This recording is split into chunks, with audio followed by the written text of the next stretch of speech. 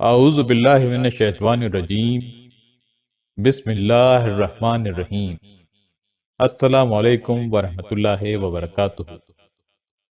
ذی-القعدہ اسلامی سال کا 11واں مہینہ ہے۔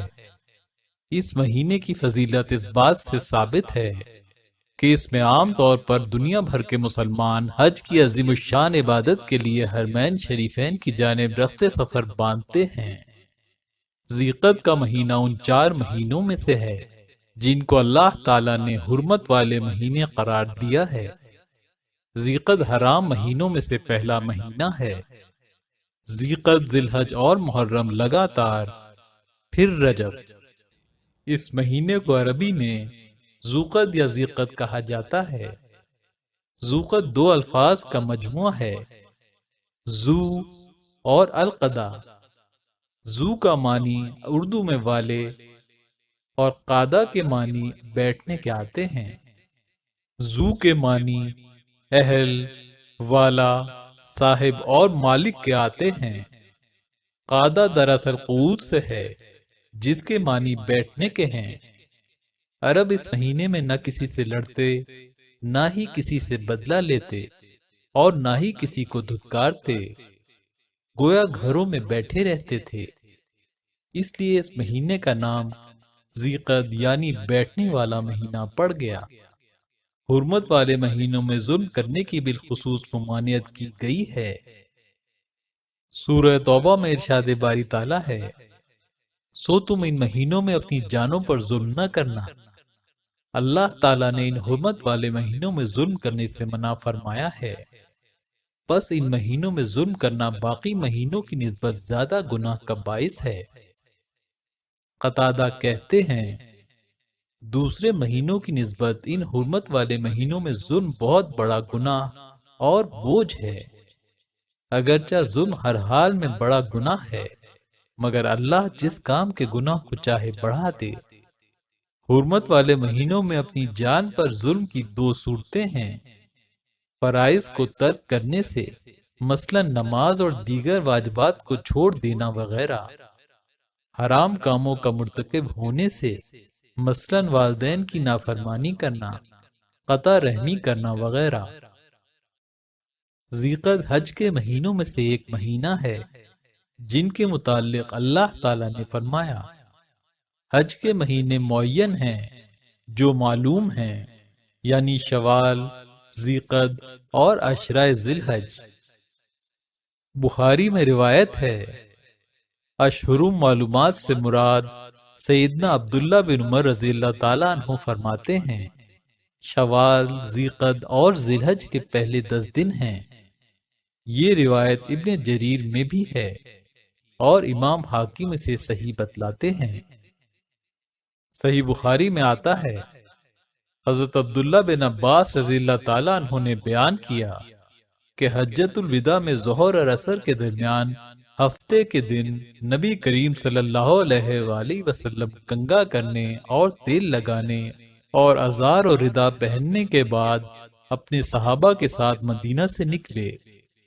آپ صلی اللہ علیہ وآلہ وسلم نے اس وقت زعفران میں رنگے ہوئے ایسے کپڑے کے سوا جس کا رنگ بدن پر لگتا ہو کسی قسم کی چادر یا تہبند پہننے سے منع نہیں کیا۔ دن میں آپ صلی اللہ علیہ وآلہ وسلم ذوالحلیفہ پہنچ گئے اور رات وہیں گزاری۔ پھر آپ صلی اللہ علیہ وآلہ وسلم سوار ہوئے اور بیدا سے آپ صلی اللہ علیہ وآلہ وسلم نے اور آپ کے ساتھیوں نے لبیک کہا اور احرام باندھا۔ ذی-القعدہ کے مہینے میں اب 5 دن رہ گئے تھے۔ پھر جب آپ صلی اللہ علیہ وآلہ وسلم مکہ پہنچے تو ذی الحج کے 4 دن گزر چکے تھے۔ آپ صلی اللہ علیہ وآلہ وسلم نے بیت اللہ کا طواف کیا اور صفا اور مروہ کی سعی کی۔ ذی-القعدہ میں عمرہ کرنا مسنون ہے۔ نبی کریم صلی اللہ علیہ وآلہ وسلم نے کل 4 عمرے کیے اور تمام ذی-القعدہ میں ہی کیے۔ صحیح بخاری اور صحیح مسلم میں آتا ہے کہ حضرت انس بن مالک رضی اللہ تعالیٰ عنہ نے خبر دی کہ رسول اللہ صلی اللہ علیہ وآلہ وسلم نے 4 عمرے کیے اور سوائے اس عمرے کے جو آپ صلی اللہ علیہ وآلہ وسلم نے حج کے ساتھ کیا، تمام عمرے ذیقعد کے مہینے میں کیے۔ حدیبیہ کا عمرہ بھی آپ صلی اللہ علیہ وآلہ وسلم ذیقعد کے مہینے میں کرنے تشریف لے گئے۔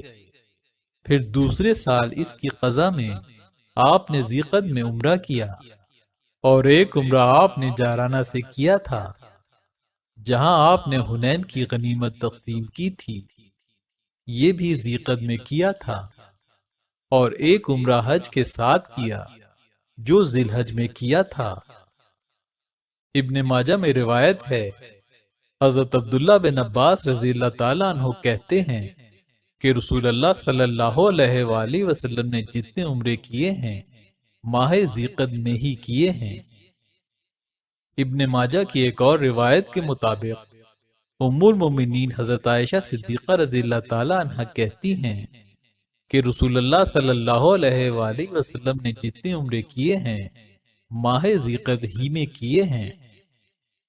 امام نووی رحمت اللہ علیہ نے تحریر فرمایا ہے کہ متذکرہ روایت میں تمام عمروں کو ماہ ذیقعد میں اس لیے شمار فرمایا کیونکہ مدینے سے حج بیت اللہ کے لیے آپ صلی اللہ علیہ وآلہ وسلم کی روانگی ماہ ذیقعد میں ہی عمل میں آئی تھی، اور آپ صلی اللہ علیہ وآلہ وسلم نے احرام بھی اسی مہینے میں باندھا تھا۔ علماء کرام فرماتے ہیں کہ حضور نبی کریم صلی اللہ علیہ وآلہ وسلم کے ماہ ذیقعد میں یہ عمرے ادا فرمانے کی حکمت یہ تھی کہ لوگ اس مہینے کی اہمیت اور فضیلت سے واقف ہو جائیں، اور اہل جاہلیت کی مخالفت بھی ہو، کیونکہ وہ اس مہینے میں عمرے کرنا بہت بڑا گناہ تصور کرتے تھے۔ لہٰذا نبی کریم صلی اللہ علیہ وآلہ وسلم نے پے در پے اس ماہ مبارک میں عمرے ادا فرمائے تاکہ لوگ اس کی حکمت کو اچھی طرح جان لیں اور ان کے ذہنوں سے زمانہ جاہلیت کے اثرات مکمل طور پر ختم ہو جائیں۔ سنن ترمذی میں امام شافعی اور امام احمد نے اس کی وجہ یہ بیان کی ہے کہ زمانہ جاہلیت میں لوگ حج کے مہینوں میں عمرہ نہیں کرتے تھے، لیکن جب اسلام آیا تو نبی کریم صلی اللہ علیہ وآلہ وسلم نے اس کی اجازت دے دی اور فرمایا عمرہ حج میں قیامت تک کے لیے داخل ہو چکا ہے، یعنی حج کے مہینوں میں عمرہ کرنے میں کوئی حرج نہیں ہے۔ اور اشہر الحج شوال، ذیقعد اور ذی الحج کے 10 دن ہیں۔ کسی شخص کے لیے یہ مناسب نہیں کہ وہ حج کے مہینوں کے علاوہ کسی اور مہینے میں حج کا احرام باندھے، اور حرمت والے مہینے یہ ہیں رجب، ذیقعد، ذی الحج اور محرم۔ صحابہ کرام وغیرہ اور اہل علم اسی کے قائل ہیں۔ ذیقعد میں روزہ رکھنا مستحب ہے۔ ایک مرتبہ نبی کریم صلی اللہ علیہ وآلہ وسلم نے ایک صحابی کو مخاطب کر کے ارشاد فرمایا، صبر یعنی رمضان کے مہینے کے روزے رکھو اور ہر مہینے میں ایک دن کا روزہ رکھ لیا کرو۔ صحابی نے عرض کی، مجھ میں اس سے زیادہ کی طاقت ہے، لہٰذا میرے لیے مزید اضافہ فرما دیجیے۔ آپ صلی اللہ علیہ وآلہ وسلم نے فرمایا، ہر مہینے میں 2 دن روزہ رکھ لیا کرو۔ صحابی نے عرض کی، میرے اندر اس سے بھی زیادہ کی طاقت ہے، لہٰذا مزید اضافہ فرما دیجیے۔ آپ صلی اللہ علیہ وآلہ وسلم نے فرمایا، ہر مہینے میں 3 دن روزہ رکھ لیا کرو۔ صحابی نے عرض کی، میرے اندر اس سے بھی زیادہ کی طاقت ہے، اس لیے میرے لیے مزید اضافہ فرما دیجیے۔ آپ صلی اللہ علیہ وآلہ وسلم نے فرمایا، حرمت والے مہینوں ذیقعد، ذی الحج، محرم اور رجب میں روزہ رکھو اور چھوڑو۔ اور آپ صلی اللہ علیہ وآلہ وسلم نے اپنی 3 انگلیوں سے اشارہ فرما کر ان کو ساتھ ملایا، پھر چھوڑ دیا۔ مطلب یہ تھا کہ ان مہینوں میں 3 دن روزہ رکھا کرو، پھر 3 دن ناغہ کیا کرو، اور اسی طرح کرتے رہا کرو۔ امام نووی رحمت اللہ علیہ فرماتے ہیں، ماہ رمضان کے بعد سب سے زیادہ جن مہینوں میں روزے رکھنے کا ثواب ملتا ہے وہ یہی 4 مہینے ذیقعد، ذی الحج، محرم اور رجب ہیں۔ ذیقعد میں چند عظیم تاریخی واقعات پیش آئے جو یوں ہیں۔ اسی مہینے میں اللہ تعالیٰ نے حضرت موسیٰ علیہ السلام سے 30 راتوں کا وعدہ کیا، جیسا کہ مجاہد، مسروق اور ابن جریر وغیرہ سے مروی ہے۔ قرآن مجید میں حضرت موسیٰ علیہ السلام کا یہ واقعہ مذکور ہے کہ اللہ تعالیٰ نے ان کو شریعت اور کتاب دینے کے لیے کوہ طور پر پہلے 30 راتوں کا اعتکاف کرنے کا حکم فرمایا، اور پھر 10 راتوں کا اضافہ فرما کر کل 40 راتیں مکمل ہونے پر ان کو شریعت اور کتاب یعنی تورات عطا فرمائی۔ ان 40 راتوں کے بارے میں مفسرین نے لکھا ہے کہ یہ 40 راتیں ذیقعد کے پورے مہینے اور ذی الحج کے پہلے عشرے کی تھیں۔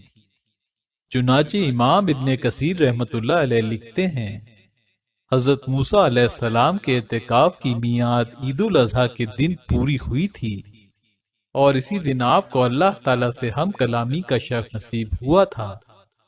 بنو قریظہ کے ساتھ غزوہ بھی اسی مہینے میں ہوا تھا۔ ذیقعد سن 6 ہجری میں صلح حدیبیہ ہوئی، جسے اللہ تعالیٰ نے فتح مبین کا نام دیا۔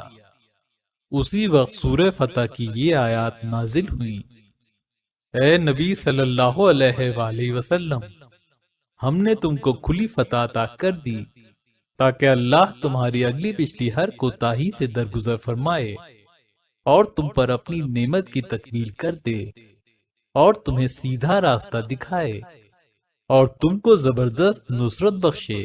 وہی ہے جس نے مومنوں کے دلوں میں سکینت نازل فرمائی تاکہ اپنے ایمان کے ساتھ وہ ایک ایمان اور بڑھا لیں۔